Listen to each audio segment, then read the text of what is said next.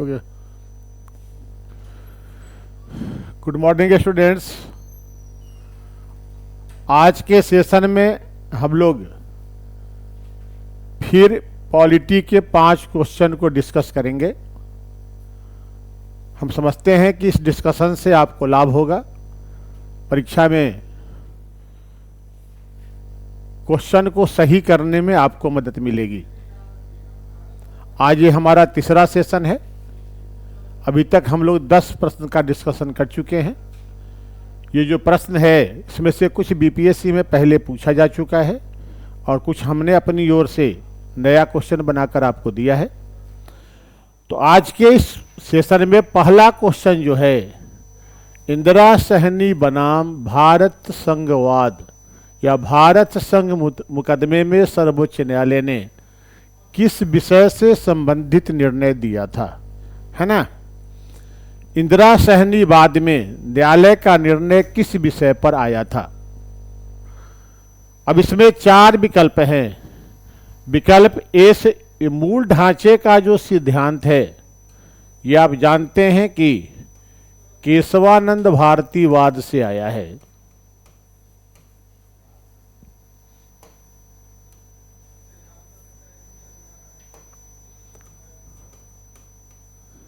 केशवानंद भारतीवाद, इससे मूल ढांचे का सिद्धांत विकसित हुआ है। ये दोनों किसी वाद का नतीजा नहीं है और अनुसूचित जनजातियों का आरक्षण का दायरा बढ़ा भी नहीं है। न ही प्रमोशन में आरक्षण को न्यायालय ने अवैध किया था, इसी इंदिरा सहनी वाद में अवैध किया गया था। ये जो 1990 में सरकारी नौकरियों में ओबीसी के लिए 27% आरक्षण की व्यवस्था हुई थी, उसी को न्यायालय में चुनौती दी गई थी और ये निर्णय 1993 में आया था। इसलिए इंदिरा सहनी बनाम भारत संघवाद 1993 लिखा जाता है। ये आरक्षण जो था मंडल आयोग की अनुशंसा पर,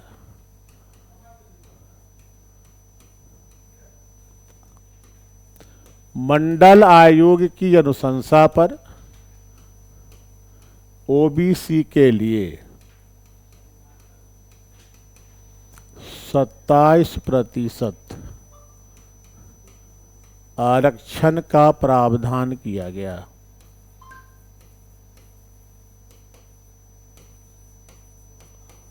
ये सरकार ने किया।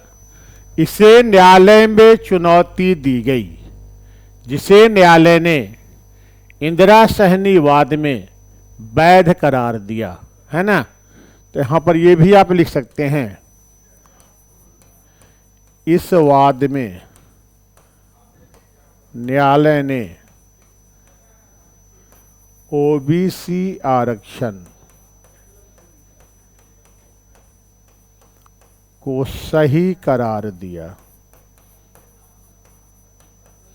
और इसी वाद में ये जो व्यवस्था है प्रमोशन में आरक्षण, इसे अवैध किया गया था। इस वाद में न्यायालय ने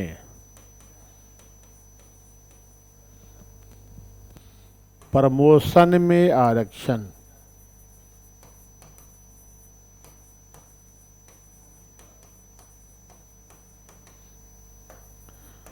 को अवैध किया। बाद में संशोधन करके फिर संवैधानिक किया गया था, अवैध कर दिया। और एक बात और भी है, ओबीसी के लिए जो एनसीएल बनाना पड़ता है, नॉन क्रीमी लेयर, है ना, ये नॉन क्रीमी लेयर भी इंदिरा सहनी वाद से आया है। तो इसी वाद से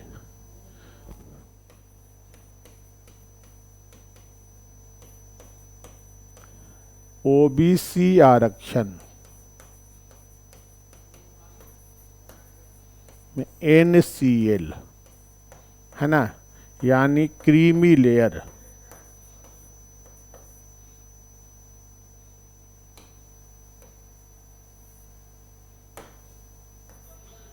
क्रीमी लेयर को लाया गया, है ना। तो क्रीमी लेयर भी इसी से आया है। मंडल आयोग के अनुशंसा पर लागू हुआ था। 27% आरक्षण की व्यवस्था थी। सरकार ने जब इस व्यवस्था को लागू किया तो न्यायालय में चुनौती मिला। न्यायालय ने इंदिरा सहनी वाद में इस आरक्षण को वैध करार दिया। इसी वाद में न्यायालय ने SC ST को जो प्रमोशन में आरक्षण उस समय मिला हुआ था उसे अवैध किया गया और OBC आरक्षण के लिए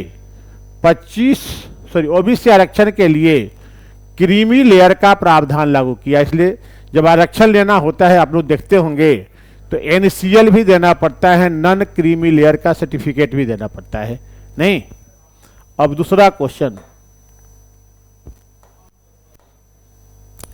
किसी राज्य के राज्यपाल को जो वेतन भत्ता प्राप्त होता है किसके द्वारा निर्धारित होता है? राज्यपाल का वेतन भत्ता मंत्रि परिषद की सलाह पर राष्ट्रपति करते हैं। ये सही नहीं है ना। राष्ट्रपति को करने का अधिकार नहीं है। राज्य विधानमंडल को भी तय करने का अधिकार नहीं है। ये भी गलत है। संसद विधि द्वारा करती है, ये सही है ना। राज्यसभा को भी अधिकार नहीं है। केवल ये भी गलत है, केवल ये उत्तर सही है। और यहां पर एक चीज जानने योग्य यो है, अनुसूची 2 में जितने भी पद रखे गए हैं इसमें राष्ट्रपति भी हैं, राज्यपाल भी हैं, राज्यसभा के सभापति उपसभापति हैं, लोकसभा अध्यक्ष उपाध्यक्ष हैं, CAG हैं, सुप्रीम कोर्ट हाई कोर्ट के जजेज हैं। इन सब का वेतन भत्ता और पेंशन तय करने का अधिकार संसद को है और ऐसा संसद विधि द्वारा करेगी। जितने पद हैं, अगर आप उस सारे पदों को ध्यान में रखते हैं तो ये क्वेश्चन का उत्तर चाहे किसी के विषय में पूछा जाए तो अनुसूची 2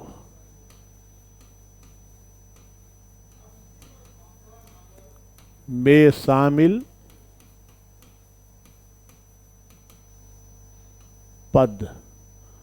पदों का वेतन भत्ता और पेंशन संसद विधि द्वारा निर्धारित करती है ना। जो भी अनुसूची 2 का विषय है,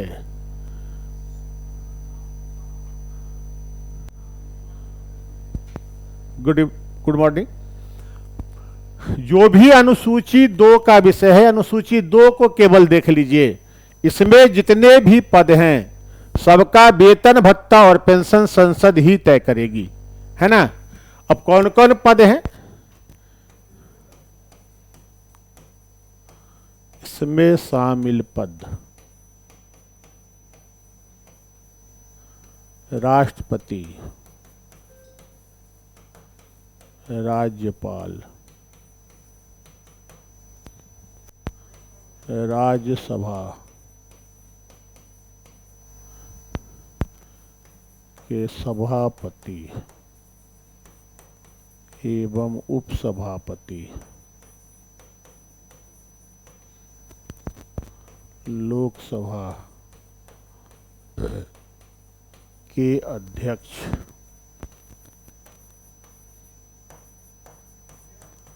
एवं उपाध्यक्ष, CAG सर्वोच्च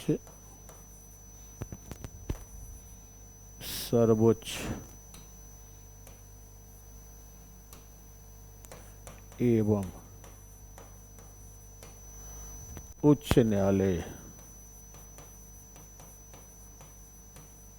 के न्यायाधीश,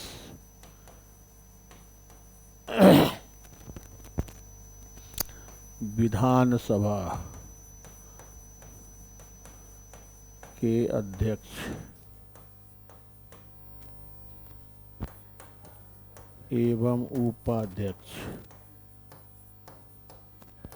विधान परिषद के सभापति एवं उपसभापति, है ना, इतने पद शामिल हैं। और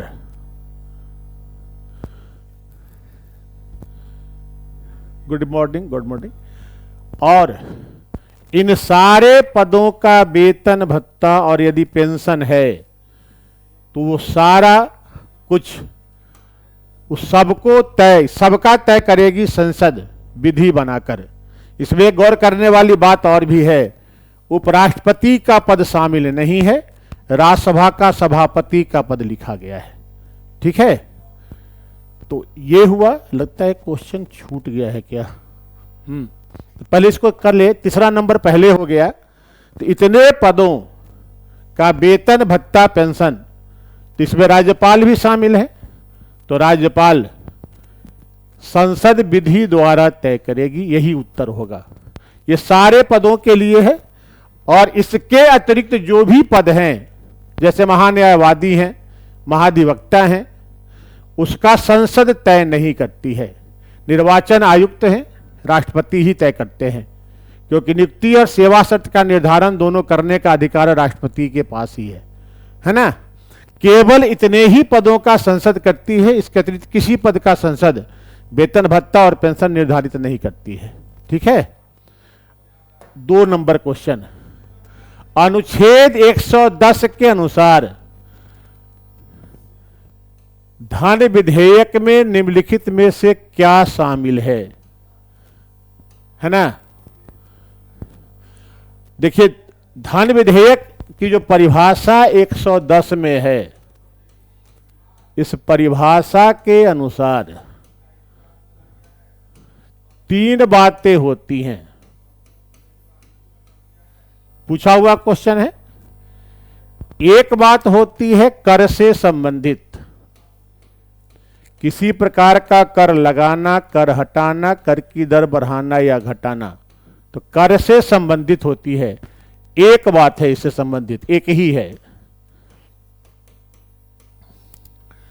3 बात संचित निधि से संबंधित है, भारत की संचित निधि से। इस 3 बात में 5 बातें हैं ना 110 में। एक बात टैक्सेशन से संबंधित है, 3 बात भारत की संचित निधि से संबंधित है। इसमें एक है संचित निधि में धन जमा करना, धन निकालना और संचित निधि की रक्षा करना, यह पहली बात है। दूसरी बात, किसी व्यय को भारत की संचित निधि पर भारित घोषित करना है। और तीसरी बात, संचित निधि से धन का विनियोग करना यानी इन्वेस्टमेंट करना है। ये 3 बातें हैं संचित निधि से। और एक बात है धन उधार लेना। उधार लेने की स्वीकृति संसद से लेना आवश्यक होता है, और वो जो विधेयक पेश होगा वो धन विधेयक ही होगा। तो ये 3 बातें होती हैं अनुच्छेद 10 में। चूंकि संचित निधि से 3 बातें हैं, तो कुल मिलाकर 5 बात है, 1 to 5, है ना। अब यहां पर देखिए, कर लगाना, कर हटाना, कर की दर बढ़ाना या घटाना, तो ये तो है ही। धन की उधारी का विनियमन करना, ये भी है। भारत की संचित निधि से धन का विनियोग करना,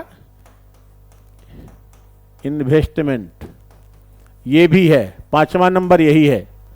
और भारत की संचित निधि के धन का विवरण देना, ये भी हो जाएगा। तो सब हो गया, इसलिए उत्तर ई हो जाएगा। उपयुक्त में से एक से अधिक है, यही 3 बात। टैक्सेशन है,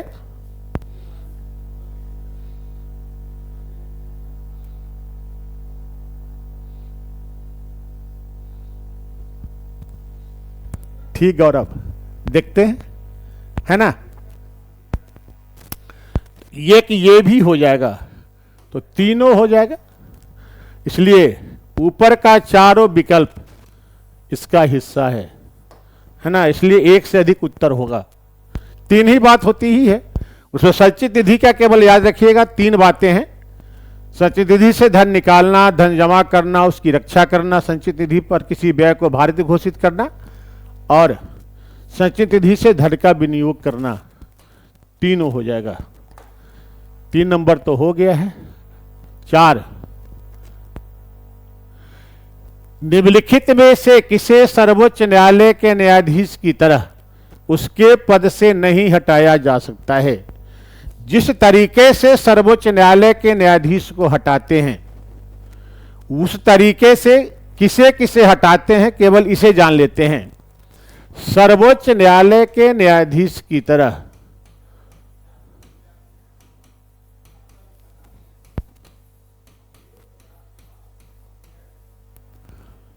हटाए जाते हैं।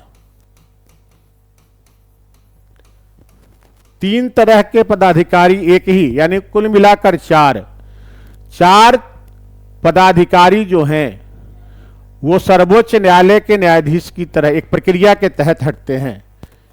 इसमें एक तो सर्वोच्च न्यायालय के न्यायाधीश ही होंगे, दूसरा उच्च न्यायालय का न्यायाधीश उसी तरीके से हटता है।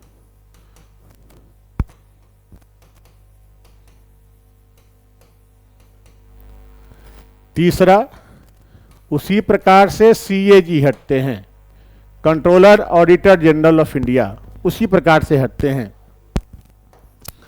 और उसी प्रकार से मुख्य निर्वाचन आयुक्त हटते हैं। यानी सर्वोच्च न्यायालय के न्यायाधीश सहित इन 3 को हटाने की प्रक्रिया एक जैसी है। अब इसमें ये तो हटेंगे ही, ये भी हट जाएंगे और ये भी हट जाएंगे। नहीं कौन हटेगा? ये। तो उत्तर यही हो जाएंगे, है ना। अन्य निर्वाचन आयुक्त को भारत के मुख्य निर्वाचन आयुक्त की अनुशंसा पर राष्ट्रपति उसके पद से हटा सकता है ना। तो इनके हटाने की व्यवस्था यही है।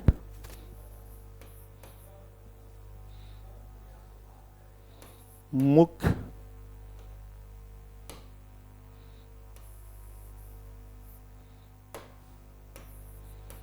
निर्वाचन आयुक्त की अनुशंसा पर राष्ट्रपति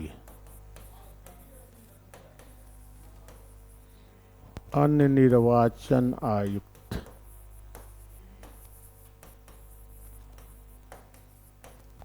को उसके पद से हटा सकता है।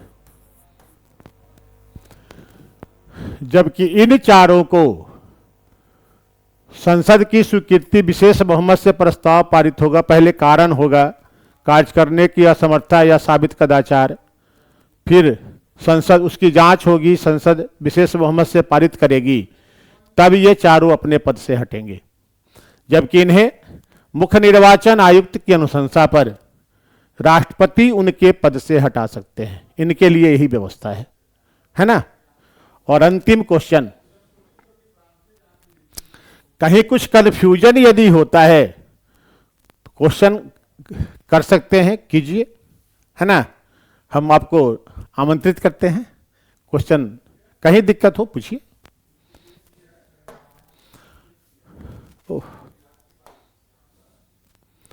किसी जाति जातीय समुदाय या उसके किसी भाग को पिछड़े अन्य पिछड़े वर्गों की सूची में डालने का अधिकार किसे है ना। किसे होगा? अभी बिहार में ताती तत्वा को लेकर विवाद चल भी रहा है, उसी संदर्भ में हमने ये क्वेश्चन लाया भी है। कोई भी जाति है जिन्हें ओबीसी की सूची में डालना है, कौन डालेगा, है ना। ये जो अनुच्छेद 341-42 का प्रावधान है, उसके अनुसार किसी जाति, जातीय समुदाय या उसके किसी भाग को एससी, एसटी या ओबीसी में की सूची में डालने का अधिकार राष्ट्रपति को है और राष्ट्रपति ऐसा राज्यपाल की अनुशंसा पर करेगा, है ना। लेकिन यह व्यवस्था पहले थी, आज नहीं है। आज यानी 2021 में ही इस व्यवस्था में परिवर्तन कर दिया गया है और इसमें से ओबीसी को हटाया गया है। अभी जो प्रावधान है उसके अनुसार, जो 341 का प्रावधान है कि किसी जाति, जातीय समुदाय या उसके किसी भाग को एससी, एसटी की सूची में डालने का अधिकार राष्ट्रपति को है और ऐसा राष्ट्रपति राज्यपाल की सलाह पर करेगा, है ना। राज्य की अनुशंसा पर ही होता है, क्योंकि सूचियां सारी की सारी राज्य आधारित ही होती हैं, केंद्र आधारित सूची नहीं होती है। तो राज्य आधारित सूची है तो राज्यपाल की अनुशंसा है, लेकिन करेंगे राष्ट्रपति। इसी आधार पर बिहार सरकार के उस निर्णय को अवैध सुप्रीम कोर्ट ने किया है, जिसमें से उन्होंने ततमा ताती जाति को ईबीसी से निकालकर एससी में डाला था, या एससी में ही डाला गया था, तो इस पर अवैध हुआ, क्योंकि एससी, एसटी में किसी को डालने का अधिकार राष्ट्रपति के पास है, सरकार के पास, राज्य सरकार के पास नहीं है। लेकिन ओबीसी से संबंधित व्यवस्था में बदलाव कर दिया गया है ना। और इस बदलाव के अनुसार ओबीसी में किसी जाति को डालने का अधिकार उस राज्य के विधानमंडल को होगा। यह व्यवस्था की गई है 105वें संशोधन अधिनियम 2021 के द्वारा। पहले यह भी राष्ट्रपति के पास ही था,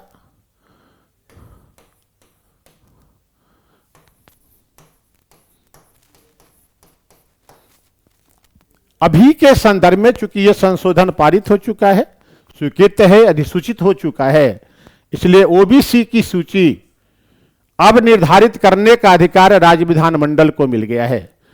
वो राष्ट्रपति 341 में संशोधन करके इसे बाहर किया गया है। तो अभी की स्थिति में राज्य का विधानमंडल करेगा, एससी, एसटी राष्ट्रपति करेंगे राज्यपाल की सलाह पर। इसलिए राष्ट्रपति द्वारा राज्यपाल की सलाह पर पहले की व्यवस्था है, नहीं होगा। राज्य मंत्री की परिषद की सलाह पर राज्यपाल द्वारा यह भी नहीं होगा।